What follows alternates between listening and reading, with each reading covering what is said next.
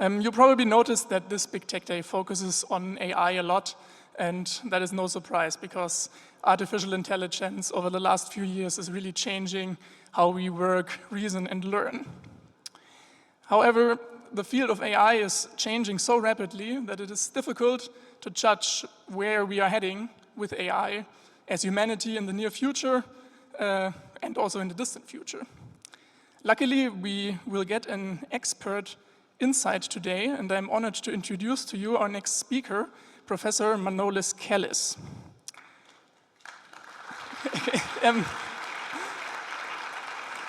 He is a leading researcher in computational biology and genomics at the MIT for Computer Science and Artificial Intelligence Lab. He has received multiple prestigious awards. For example, the Presidential Early Career Award for Scientists and Engineers, which is one of the highest honors for early career researchers in the US. Professor Kellis will give us a perspective for the future of AI and how it will radically transform humanity, human jobs, the planet, and the human condition. In the first part of the talk, he will describe the latest advances in AI for genomics, medicine, personalized therapeutics, and understanding and rewiring the circuitry of the human brain. In the second part, he will describe how these technologies can transform your business today through cognitive cartography and knowledge integration. As usual, we will have time for questions after the talk, and with that, I would like to hand over. Please give a heartfelt welcome to Professor Kellis. Thank you.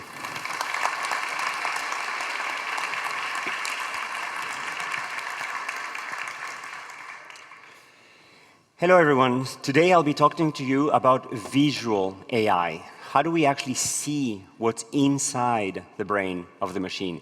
And how do we use that to enable data science, understand knowledge, and yield insights in a completely different way?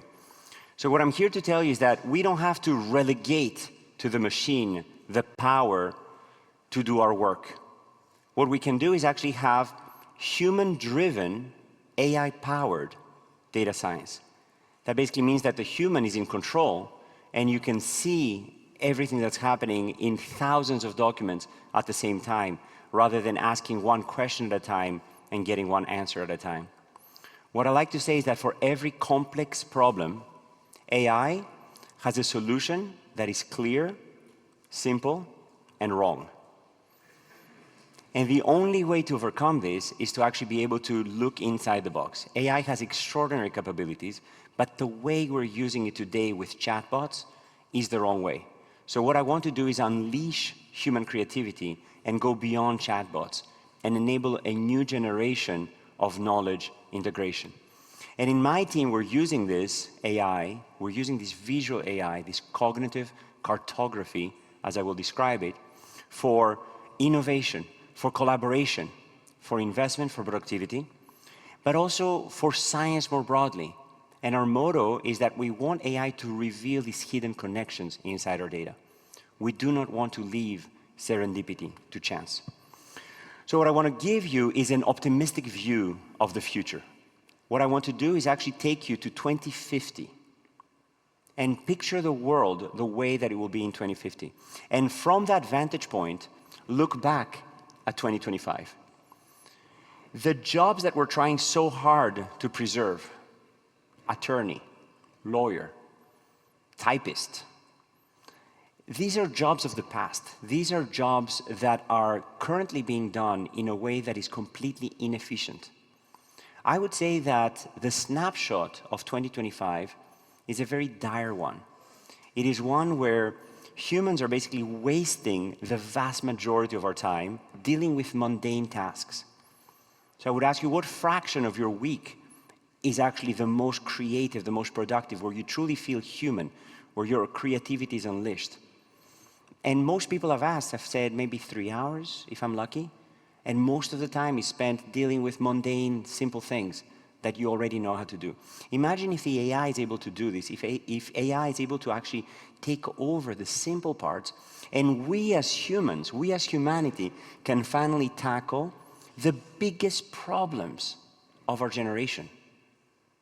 Tackle human disease, cancer, Alzheimer's, longevity, being able to tackle energy and climate and global food supply, and the ability to create new engineering systems that make today's engineering system look obsolete and childish.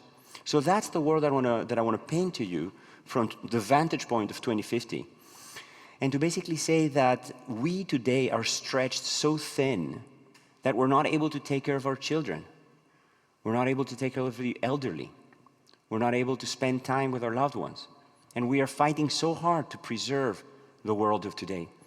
So I want to see a future where work is seen as creation, creativity, where you can basically carry out the most exciting parts of your work today all the time.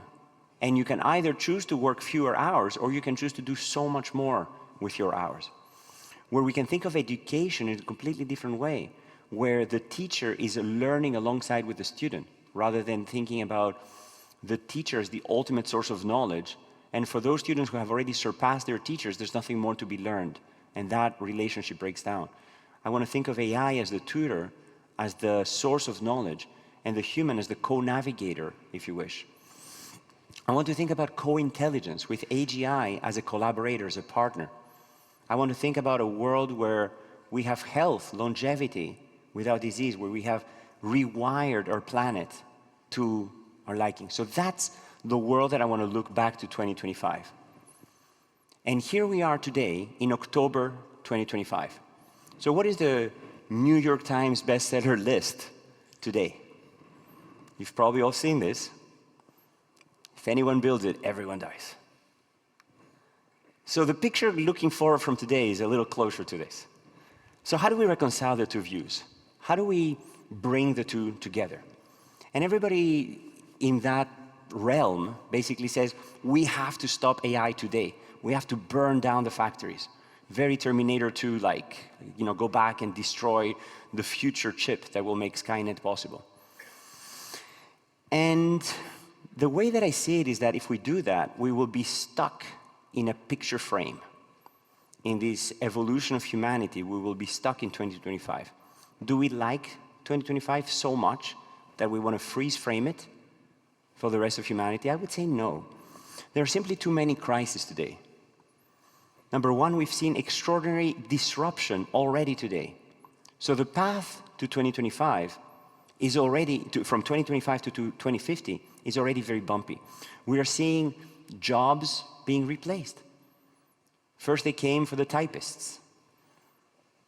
Then they came for maybe the MRI scan technicians. And now they're coming for the software engineers. So we're seeing this transformation, but I would argue that the software engineers of today are perhaps spending most of their time doing very simple things. And that if you use AI as a co-pilot, which I hope 95% of you are already doing, then you can achieve so much more. And I don't think as a humanity we're going to run out of things to do. I think that we have enormous problems ahead that we haven't yet solved. We're seeing social fragmentation. We're also seeing that the children that are using AI today have the opportunity to become even lazier with AI. In other words, the cheaters can cheat more easily. But of course, the driven learners can learn even more. And I think that separation is only going to exacerbate. I think that this disconnection between the driven ones and the lazy ones, AI is going to make it easier for you to be lazy. So we're seeing this cognitive decay of people who are simply relegating to the AI. And that's where visual AI comes in. That's where cognitive cartography comes in, to be able to sort of overcome this relegation, to be part of that picture. We're seeing a lot of institutions eroding. The traditional educational institutions, we have no trust. Academia, all of the leadership, our government, there's this great mistrust, this great geopolitical instability. And there's also a lot of technical and technological disillusionment, with corporations basically saying, we spend tens of millions, sometimes $500 million in AI, and we're not seeing anything come out of this that actually affects our bottom line. So this is the world that we would be stuck in if we stopped now. Instead, I think that AI can actually be a force for good to get us out of this world. It is perhaps our best hope to address the challenge that we have today.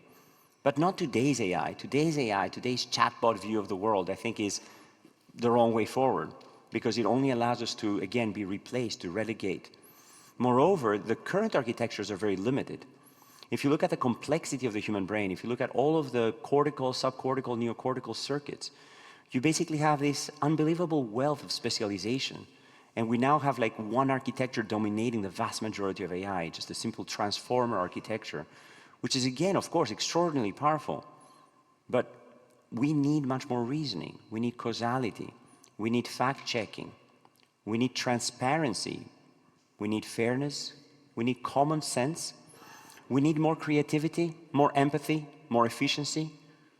And we also need more generalizability to be able to actually get closer to a GI. And of course, in addition to the technical problems, there are societal problems, there are political problems, economic problems. But I think if we work together, humanity has tackled much greater challenges. And we can use AI to not destroy humanity, but instead to lift us up as a climbing partner to go beyond. So the question is, how do we learn to trust the AI? How do we learn what HAL is actually thinking? Can we peek inside the AI's brain? And seeing is believing. In order to believe that your AI is actually thinking what you want the answer to be, what if we could see ideas? Imagine if you could actually tangibly touch and manipulate and grab a bag of ideas, and you could create a cartography of ideas. Imagine if ideas were not something abstract, something that you have to write in words, but something that you could see.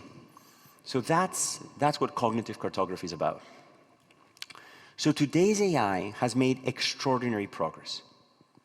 So back in 2014, with the first representation learning, and with the transformer, the ability to learn representations from human language. So initially, we had images, and then we now have language. What is the key insight there? The key insight there is representation learning. What does that mean? That means that instead of starting from pixels and going all the way to predict whether something is a boat or a car or a person in an image from the pixels, which is what the field was trying to do for decades with feed-forward networks, all of these like fully connected neural networks. We were trying to learn approximation functions that go from pixels all the way to the meaning. What representation learning allows you to do is to actually break down those steps into a first step of representation learning, of learning the primitives at layer upon layer upon layer. That's where the name of deep learning comes in. To basically learn that many pixels in a row make a line, and many lines together make a shape, and many shapes together make an object, and many objects together make a scene, and so on and so forth. So that representation learning on the image space is matched with the representation learning of the language space, where individual words are connected together into concepts, and those concepts are basically connected together into sentences. And every one of those sentences is affecting each other. Just like the pixels in the image, by their proximity, are constructing a line, many words together in a sentence are constructing a meaning. Everybody with me here? Raise your hands, I can see you. Okay, awesome, fantastic. So that representation learning is the key to the revolution in modern AI. The fact that the AI is not simply following instructions anymore, it is actually interpreting the world. It is learning handles for bringing meaning to the world. And these are some of the extraordinary advances. We have this deep, multi-layer representation learning. We have also multimodal understanding. We're not able to sort of only understand images or language. We're able to co-embed them together to basically take a joint landscape, not just a landscape of language and a landscape of concepts and shapes, but instead merge those two together so that every concept in an image and every concept in a language are actually brought together as a single concept. What does that allow you to do? That allows you to speak English and translate it into images. in my field to speak English and translate it into protein structure or chemical structure or patient landscapes and patient trajectories in latent space. So that multimodal learning is transformational because it allows us to speak the language of technology, the language of engineering design, the language of compute infrastructure, the language of your own code, and then translate that to English, or translate a protein structure into a chemical structure that binds it to be able to go back and forth between all of these. And the result of this representation learning is the ability to reason, to manipulate, not pixels anymore, where you have this exponential combinatorial search space, but to be able to reason in this intermediate layer of representation, where the concepts are flowing more naturally. Everybody with me here? Good. Now, where did the field take a wrong turn? Where we basically said, chat is the new search. Chat is the new coding. Chat is the new design. That basically means that we have these treasure troves of data. Imagine Aladdin in the Cave of Wonders. He's fallen through the mouth of the tiger and he's now surrounded by these treasures of information. But Aladdin is stuck inside a box and he cannot see any of these treasures. The genie, i.e. AI, is able to fly through the treasures. And every time Aladdin asks a question using only chat, he's typing that question or writing this question on a piece of paper. The genie then flies through the treasures of data and then comes back with an answer. What can Aladdin do? What can you as the user do? You can only trust the AI and say, nah, this doesn't seem right. Or, well, it looks good. Have no other way of knowing. Again, for every complex problem, there's an answer that's clear, simple, and very often wrong. So the question is, can we give Aladdin a magic carpet? Can we let Aladdin fly and see the treasures of data directly? Can we get rid of that black box? Can we actually peek inside the black box? And can we let the humans back in the loop? That's what cognitive cartography is about. Cognitive cartography is taking these latent representations that the AI is able to learn from images, from text, from protein structure, from chemistry, from engineering designs, and then look directly in a multi-floor way at those representations, being able to see the compositionality for all protein domains, and then all proteins, and then all protein complexes, and how function and meaning is emerging through that. Take every article of the New York Times and then decompose it into ideas and see how those fall together. So if I ask you today, what does the New York Times write about? And I gave you 3 million articles, you would basically say, okay, let's think about a few topics, and then we're going to count articles in each of those topics. But what cognitive cartography allows you to do is ride that magic carpet and then fly directly through these topics. Every dot here represents a different article. And the position of that article is directly the representation that AI has of that article. So you are looking inside the brain of the AI. And we're using this multimodal understanding to interpret the meaning of each of those clusters. So you can see now emerging an organization where you can directly comprehend both the forest and the trees. You're able to see individual data points, but you're able to see the landscape of how these data points go together. See those maps. And you can do this in almost everything. So on the top left here, I'm showing you how every scientific paper that MIT has ever written falls along with every grant that has ever been written on a different floor. And while we're at it, add the physical landscape along with those two cognitive landscapes. So you can see where are those grants actually housed within MIT. Imagine being able to take this in your corporation, your organization, and say, you know what, there's these people here and these people here that live on different buildings and different floors that are working on the same thing, or that have this serendipitous connection. We shouldn't leave serendipity to chance. We shouldn't wait until people meet at the water cooler to be able to talk about an idea and serendipitously realize that they should learn so much from working together. Instead, we should enable these connections by studying that latent landscape. In the top middle, I'm showing you how knowledge changes over time. You can basically now slide this bar in the middle and then see how scientific papers change as you progress over time. You can see your own corporation from February to July to October, and then see where are new things getting created.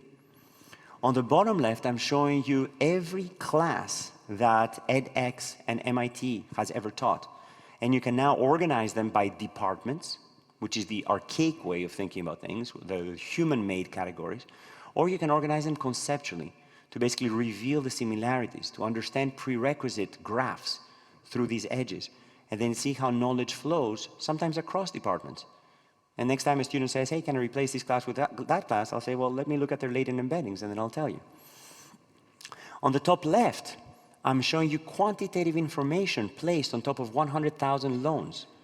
So you can place the FICO score and the grant, the loan confidence with which it will work. You can place that directly onto the landscape and then see neighborhoods of good performance. As you're doing investing, imagine being able to see every single company and then how it's performing in the context of the landscape, rather than, again, putting different buckets for large industries. To start thinking in a fine-grained way, who is outperforming the competition in a very narrow niche? That is the company you should be investing in, compared to that very narrow niche. In the bottom center, I'm actually showing you every startup in PitchBook and how they relate together, and those graphs are basically how the people, what are the capabilities in those startups. So you can now start carrying out refinements to basically say who is performing well and who isn't, and can I make predictive analytics in a field-specific way.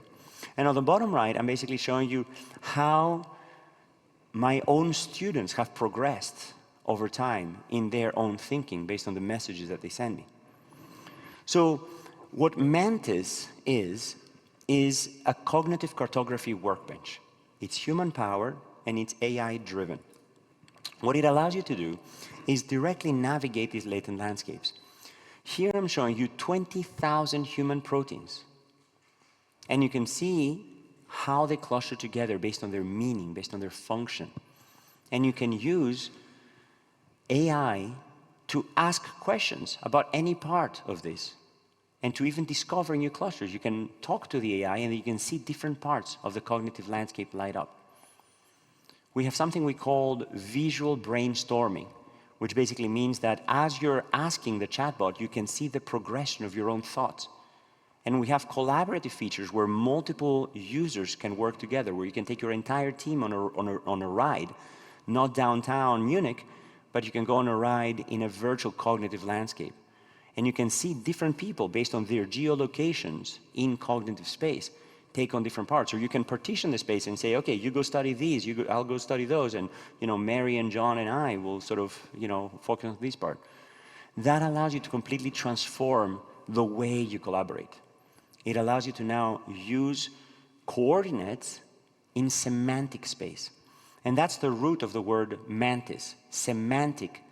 Mantis is Greek, I'm Greek in case you haven't figured it out.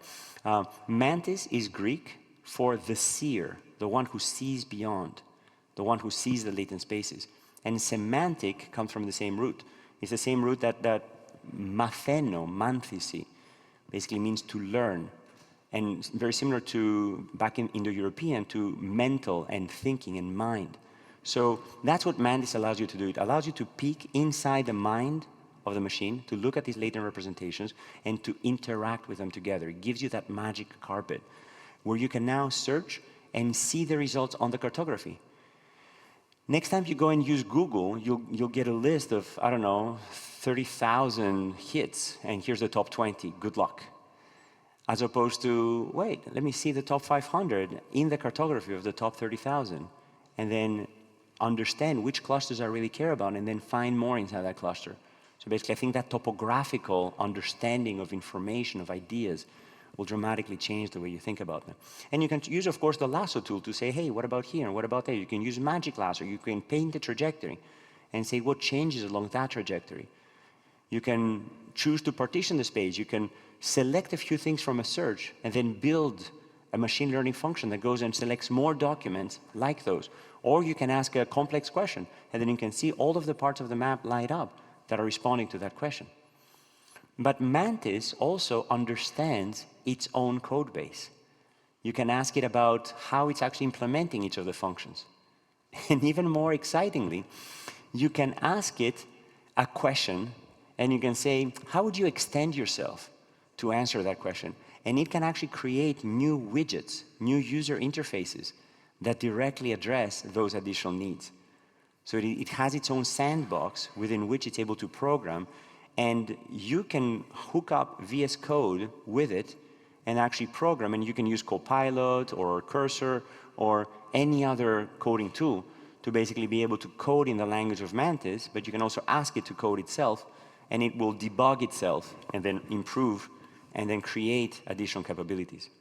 It can also plot natively, and we have constructed a system that we call Graphic, but it's spelled Graph IQ, which actually reasons. We have fine-tuned a visual AI system to be able to reason about its own plotting and reason about the way that it wants to display information and reason about the map itself to be able to understand whether it's actually displaying information in a way that it can understand visually and then help improve its own representations. So here's an example of using Mantis to understand Mantis, where we basically took every one of our conversations, every meeting that we've had, across different categories that you can see on the bottom right here. For every speaker, for every meeting, you can basically go and directly check how the AI is thinking about all of those latent spaces. So you can click on any one of these people and then see where are they thinking. And you can, of course, ask questions about any part. So this is the human annotations of every meeting type, every speaker, and this is the tree that you get out of that. And you know, if you ask what is Mantis about, you can basically see all of the different parts. So this is our own system understanding itself as you navigate through it. And you can, of course, click on different clusters. You can navigate across it. You can basically understand different parts. And I think it can answer better than I can why it's different than all of these other tools. So this is our own corporate knowledge, if you wish. This is our own organization. So after every meeting, Mantis goes through and says, what are all of the tasks that I need to worry about now that you guys have had your conversation? What are the previous tasks that I can link them to? Who are the right people that I should tag for those? And it goes and updates our GitHub repository to create new tasks. And it assigns people to those tasks and messages them.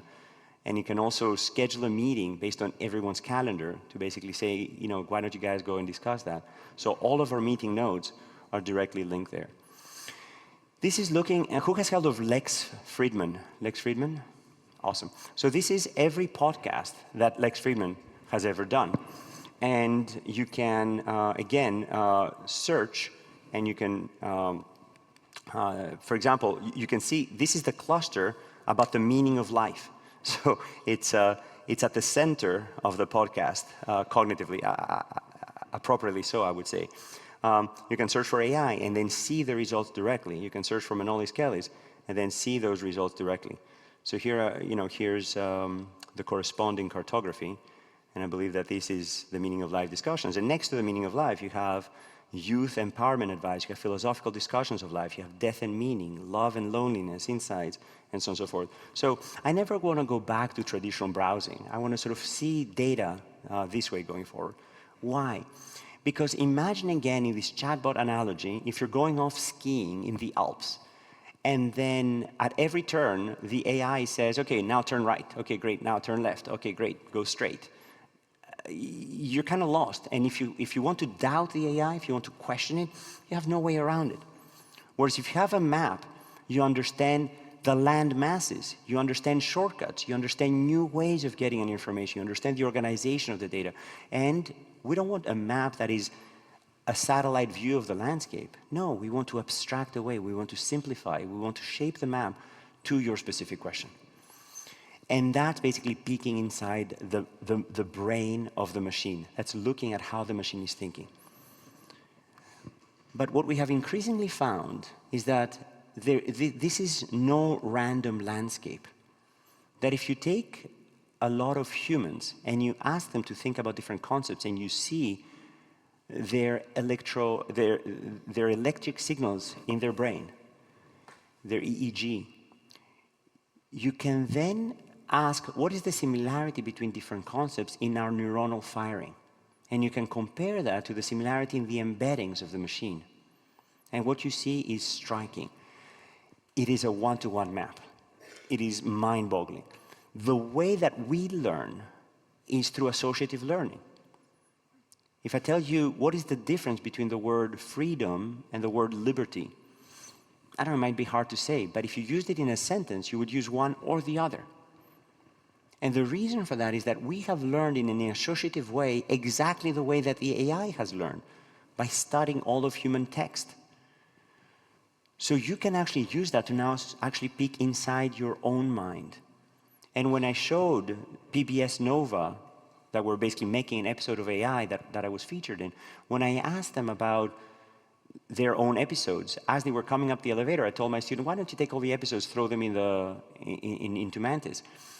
They came upstairs and they saw it, and they said, I feel seen, because the way that the AI thinks about all these episodes is the way that I think about all these episodes. So if you want to understand the mind of, I don't know, someone like Elon Musk, you can just look at his tweets. And from that, you can actually peer inside, of course, the brain of the machine in the embeddings, but also in the brain of the human. So that's what cognitive cartography is about. So I'm going to give you 2 quick vignettes for how we can use cognitive cartography to, number 1, transform personalized medicine today. And then number 2, how we can transform your corporation today. So let's go into part 1, how AI is transforming personalized medicine. We have come a long way since ancient Greece, where we would look at the patients from the outside, where the physician would be some form of God, and you would never doubt them. Actually, maybe that hasn't changed that much. But what has changed is technology. If you look at the top right, the ability to look inside the human body, to actually understand individual neurons. And if you look at the bottom left, the ability to now look inside those neurons. This dates to 115 years ago, when Alzheimer first diagnosed dementia as having a physical instantiation. It's not just the disease of aging, it's a neuronal disease. And that gave us amyloid plaques and neurofibrillary tangles. So that's at the bottom left. What about the bottom right? This is a figure from our own recent paper in Nature, where we released not 4 cells from one person, but instead 2.4 million cells from 430 donors. So we have studied more postmortem human brains than any other institution in the planet, probably combined, with thousands of human donors across dozens of different diseases. So we can now start understanding systematically what makes our mind work. What is the molecular basis of psychiatric disorders, of schizophrenia, of bipolar disorder, of neurodegeneration, of developmental disorders. And we can see through these embedding landscapes exactly where Alzheimer's manifests. Every dot that I'm showing you here on the bottom left is a vector of 20,000 phenotypes. Not 1 or 2, but 20,000 phenotypes, the expression of every single gene in the body. So that basically means that we can see where Alzheimer's is manifesting versus schizophrenia, where different phenotypes of Alzheimer's are manifesting. And there are 3 major paradigm shifts that this is enabling. The first is going from hypothesis-driven research to data-driven research. The second one is going from correlation to causation. This middle picture here at the bottom shows you every genetic variant, every region of the genome that is associated with Alzheimer's disease. That allows us to now understand where are the genetic differences that have a causal role on Alzheimer's. So that basically means instead of saying those individuals that drink, I don't know, a $20 coffee every morning also have better health outcomes. Is it that that coffee is really so good? Or is it that if you can afford a $20 coffee every morning, you can also afford to go to the gym, you can also afford better nutrition, you can also afford to have a healthier diet and exercise and lifestyle. Whereas causation basically allows you to say, if I intervene in the diet, will I have an outcome? By understanding these arrows from genetics. And the third is, of course, going from classical data analysis to these deep representation learning, okay? So what do I mean by this deep representation learning? It is that Z latent space vector that I mentioned earlier. Instead of just going from X all the way to Y, from the data all the way to the labels, we're basically learning these representations. In images, as I mentioned earlier, we're going from pixels to lines to shapes to objects and eventually to recognition. In DNA, the same idea applies, but now we're going from individual letters of the DNA to individual words. These are the motifs that proteins are binding. And our AI is able to recognize those words, recognize the language of the genome directly. In chemistry, every atom has its own properties. But when the atoms are placed together, they can transform the meaning of that molecule.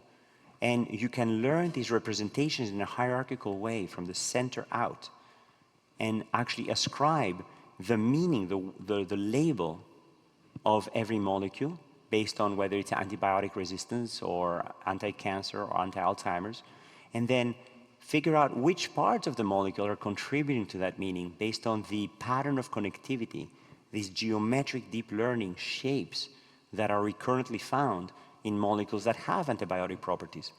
So then you can start ascribing this meaning to the individual parts. You can do the same thing with amino acids in a protein structure.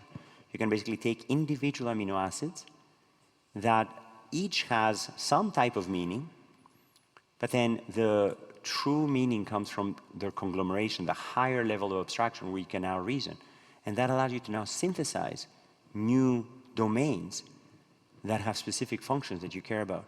We can do the same with patient records. We can do the same with scientific papers. These language representations we can apply to individual papers. And we can do the same thing with knowledge graphs, where I can basically go and see how in a graph, the same way that every amino acid can influence every other that it's connected to, or every atom in a chemical can influence every other atom that is connected to, we can connect genes to diseases, to phenotypes, to drugs, to anatomy, and so on and so forth. And each of them starts with a latent representation, but they can influence each other through message passing, contrastive learning.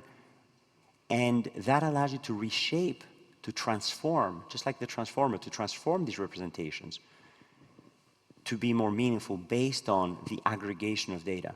And I showed you already this map where we can now understand cellular state. But the most exciting part of this picture is the multimodalities, the ability to learn together. So we have used this to uncover the circuitry underlying the strongest genetic association with obesity and to figure out how to intervene and to turn human cells from fat storing machines to calorie burning machines by changing a single letter in the DNA.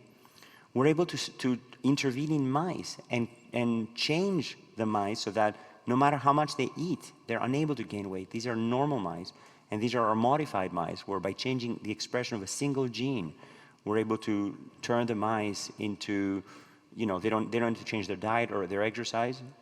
They're just burning calories through thermogenesis when they're awake and when they're sleeping. We went to the strongest genetic association with Alzheimer's disease, in the ApoE locus for the E4 allele. And we were able to understand the mechanism through which E4 leads to loss of myelination through cholesterol transport. And by restoring it, we're able to restore myelination and restore cognition in a mouse. We were able to understand cancer immunotherapy response and be able to use that to understand the differences between responders and non-responders. And by understanding the regulatory circuitry, use a combination treatment that used immunotherapy along with a particular regulator that changed the epigenomic state of these hundreds of genetic loci. And we have published the circuitry of dozens of different disorders, not only in the brain, but across the body. That allows us to now start understanding the building blocks of disease, to basically take that complexity and break down the monolithic view that we have of Alzheimer's. Instead of saying somebody has Alzheimer's, we now can actually break Alzheimer's down into its hallmarks and start projecting the phenotype of every person onto the landscape of cells. So here I'm showing you these 2.4 million cells across hundreds of donors, and I'm coloring every cell according to whether the donor was Alzheimer's in red or controlled in blue. And what we're seeing is that there are some neighborhoods that are exclusively red, other neighbors that are exclusively blue. What does that mean? That means that I can now start understanding every patient, not based on this one binary phenotype as if all of their cells were 100% red or 100% blue. I can basically now say for every patient, forget the original diagnosis. Let's look at where their microglia sit and where their neurons sit and where their oligodendrocytes sit. And what we're finding is that some people, some donors, have very blue microglia, very healthy ones, but they have very red neurons. So that basically says that for those individuals, we should intervene in a different way. And we're now able to use genetics to start calculating the burden of every individual in each one of those pathways, and therefore enable personalized and precision medicine. Now, what can that do for you today? For your corporation, there's many pitfalls of AI adoption. This chatbot thinking basically treats AI as just a Q&A toy. This data myopia basically means that we're only giving to the AI the subset of data that we think it should know about, as opposed to understanding everything about our workflows, about who's doing what, about our agents, about the roles. We have very siloed deployments, and we have this obsession with just the latest, greatest model. And there's very little recording, very little traceability, very little insight into all of the conversations that are happening at the water cooler. And there's very little neglect. There's a lot of neglect of governance. So what are the pillars that you should be thinking about to transform your AI corporation today? The first is, of course, data, knowledge, and embeddings. But the second one is knowledge graphs, being able to actually understand entity extraction and relationship extraction to be able to figure out with neurosymbolic reasoning and traceability and confidence what are the conclusions of the data that you're adding. The third pillar is agents, being able to understand the distinct roles that these intelligent agents should have within your corporation, how they collaborate, being able to have the flexibility that human reasoning has, and the creativity and the persistence of, oh, this failed, I'm going to try it again. The fourth pillar is using the tools that your team is currently using and deploying them through the agents.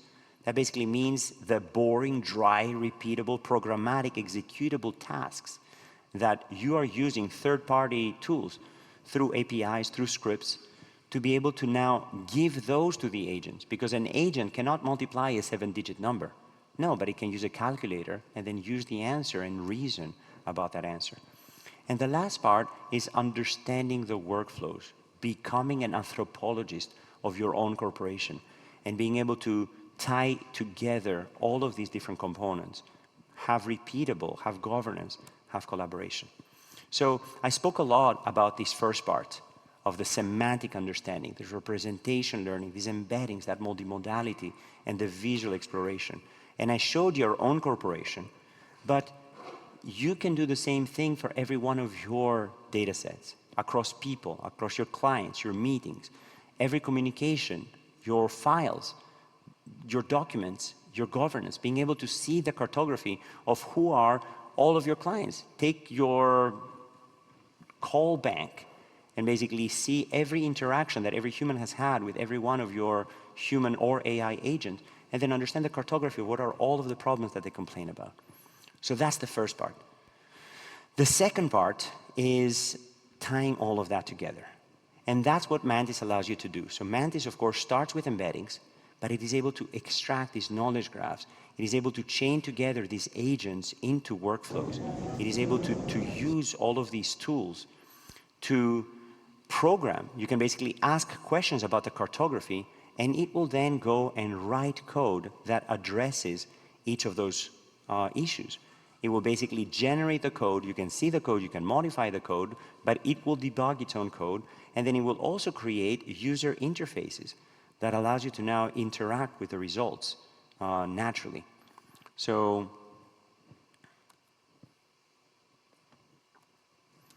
we can also deploy Mantis entirely locally. In other words, you can have an air-gapped AI. You don't need to sort of use these online chatbots and reveal information about your own corporation.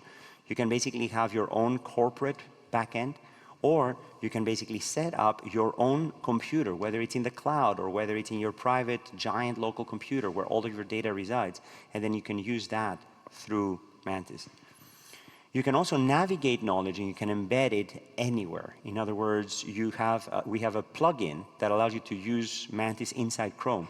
Whenever you're looking at a web page, you can construct the cartography of the ideas inside one or many web pages, and then being able to click and see directly how those ideas appear.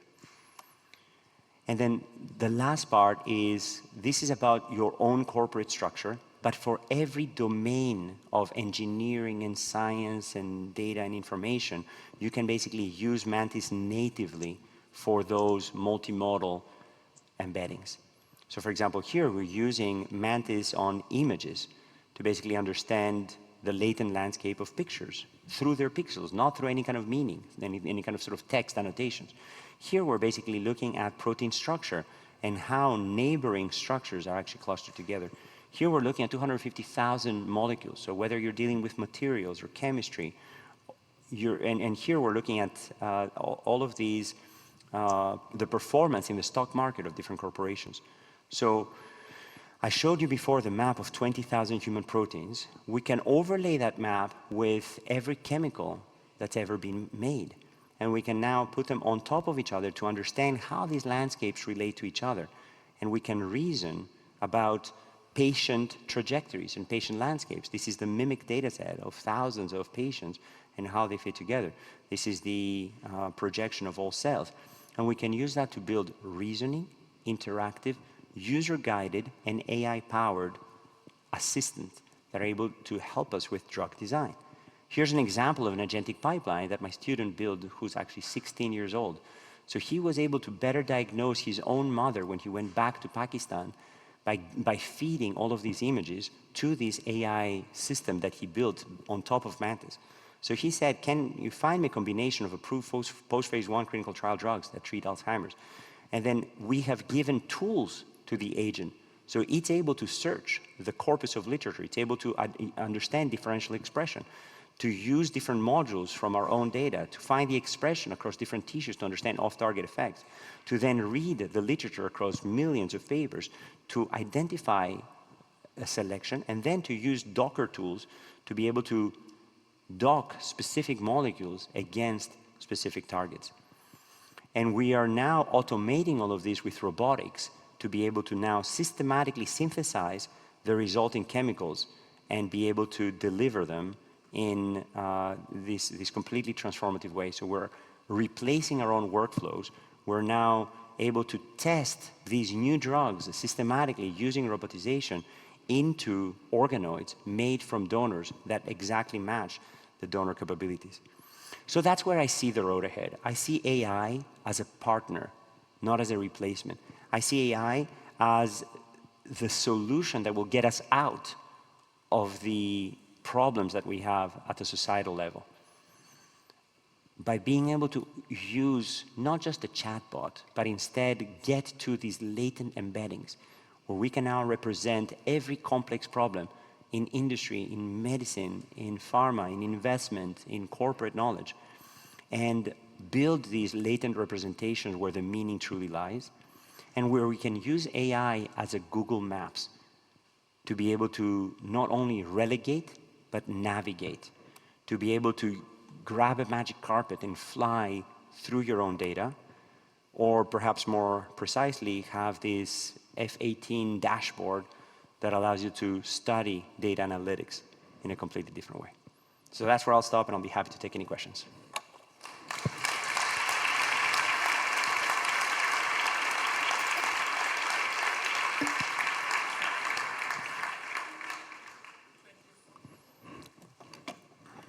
Thank you for this amazing and insightful talk. We will have time for 1 or 2 questions. Maybe we can start over there. Yeah, thanks also from me. Embedding vectors are typically very high dimensional for a very good reason, and you can visualize only 2 or 3 dimensions. And how do you select those and project? It's a fantastic question. The question is that latent embedding vectors for language are 1,500 dimensions. For chemistry, it's 1,200 dimensions. And what I showed you is 2 dimensions. What's the difference? How do we get to that? The answer is that you're not using a linear dimensionality reduction. You're not just looking at the first principal component versus the second principal component. Instead, what you're looking for is a non-linear warping, if you wish, of the landscape. And if you look at our tools, I might be able to sort of find something like that. You can basically visualize the gradients in any one of those dimensions. So you can basically say, let's take the 1,500 dimensional space that is representing all of human language. But now in my specific space, I'm just looking at scientific medical papers. That's a very different subset of the human language. I don't care about the 1,500 dimensions and dimension 3 and dimension like 597. What I care about is the dimensions that are actually visible in the subset of data that I'm looking at. And for that, we have tried 10 dimensions, 50 dimensions. And what we're finding is that it's in general in the order of 20 to 50 dimensions that any subset of human knowledge is well represented in. Now the question is, okay, great, 20 to 50 is perhaps more manageable than 1,500, but still way more than 2. But those 2 dimensions that we're showing are not just 2 strict dimensions. As you start zooming in, you see the warping of that space. And therefore, we're able to capture as many as 20 or even 50 dimensions within this 2D map. Because the highway names that you see at the top are very different than the street name that you see when you're zooming in. So I think that's the way that we address this problem, that we humans can only reason in 2 dimensions at a time. But what's really exciting is that we can use these adaptive visualizations so that as you zoom into a particular sector of the economy, you might say, okay, well, why don't you recreate this? And Mantis has multiple maps that you can see at the same time that allows you to look at floors and the relationships, even on top of each other. But it also has multiple pages for every map where you can basically choose the embeddings according to the location that you're studying in that subset of the embedding landscape. I hope that answers your question. Any more questions? We have a bit more time.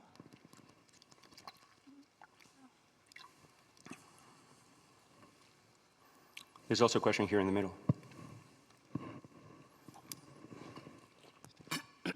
Thanks for the great talk. So I'd like to know if you can imagine that one day we will not only share data, but maybe also embedded data already. Or do you think that the encodings change so fast that this is not really realistic, that we will move to that space? So the most expensive part of our compute right now is generating the embeddings.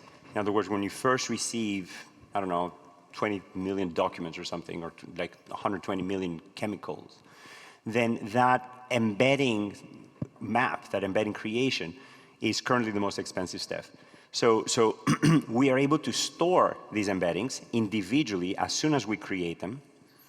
But much more importantly, we're able to recompute based on them. In other words, if I want to compute just the chemicals by themselves, I store that embedding. But now if I want to co-embed them with protein structure, I store the structure embedding as well.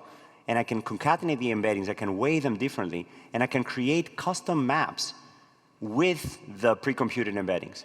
So basically, absolutely, I see a future where you store these embeddings as soon as you create them.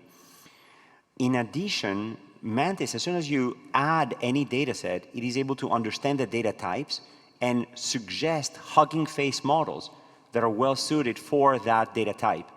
And it basically says, okay, well, you can embed an image using any of these models. These are my popular ones. These are the ones I've already loaded. Which one would you like, etc.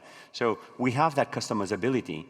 And also we have plugins that allow you to visualize directly any data type according to its data type. For example, I showed you protein structures rotating in 3 dimensions as I'm hovering over the landscape.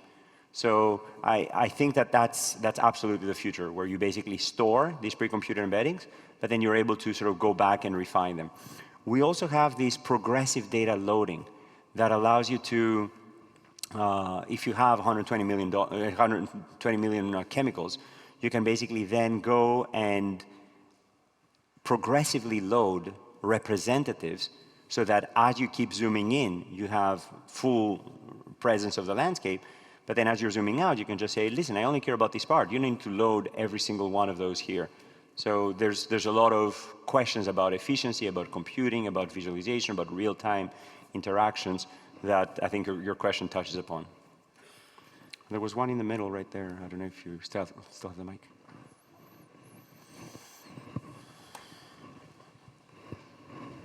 Yeah, thanks for the talk. You talked about cognitive cartography, right? And I was just wondering, like, you said that this is taking a peek inside the black box. But to me, it sounds like more like taking a look from the outside. So you gather some data like New York Times articles and then put it into the box and then, you know, visualize the output embedding vectors. So we heard a presentation in this room earlier today where you could actually see the weights of the model and the different agents turning on and turning off as a particular prompt was interpreted. I think that's fabulous, and I think that's fantastic, and that's a complementary technology. But if I want to understand what the machine is thinking, I don't want to know every single parameter. What I want to know is the pattern with which these parameters are lighting up. To give you an analogy, you could put an EEG into my brain, and you can put individual electrodes and see how individual neurons are firing. Yeah, maybe that's looking inside the brain of the machine, but I don't think any individual neuron carries a lot of meaning.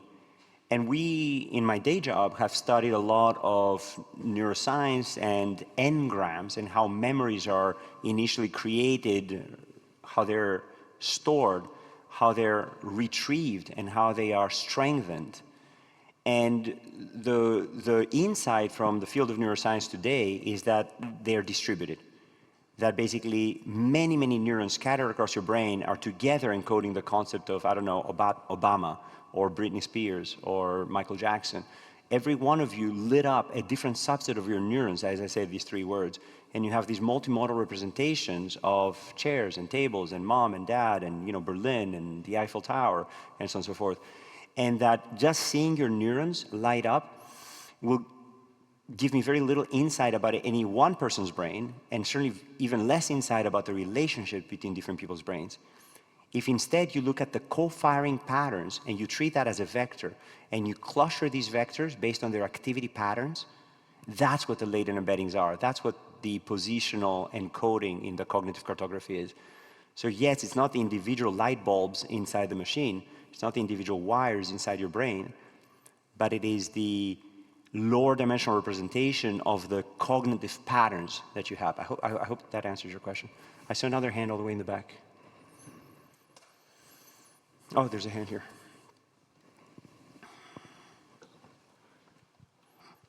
Thanks. I'm curious, depending on what type of data you're feeding in, proteins, text, images, how does Mantis deal with the context window that it has available and in chunking the respective content into chunks that will fit into the context? Yeah, so again, that's where we take a modular approach. Basically, for every data type, we allow you to use any embedding system that you have.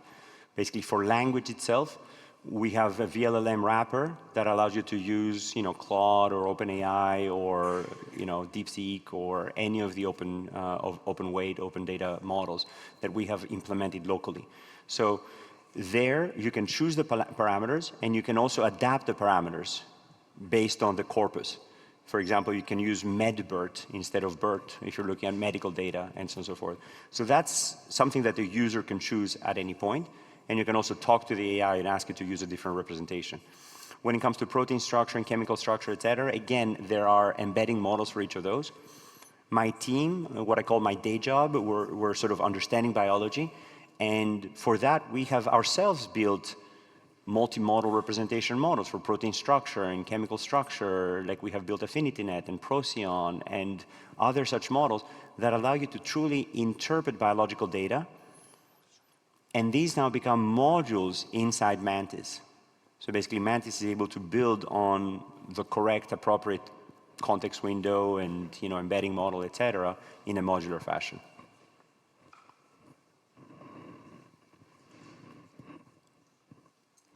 Okay, I think that's all for now. Let's thank Professor Kellis again. Thank you.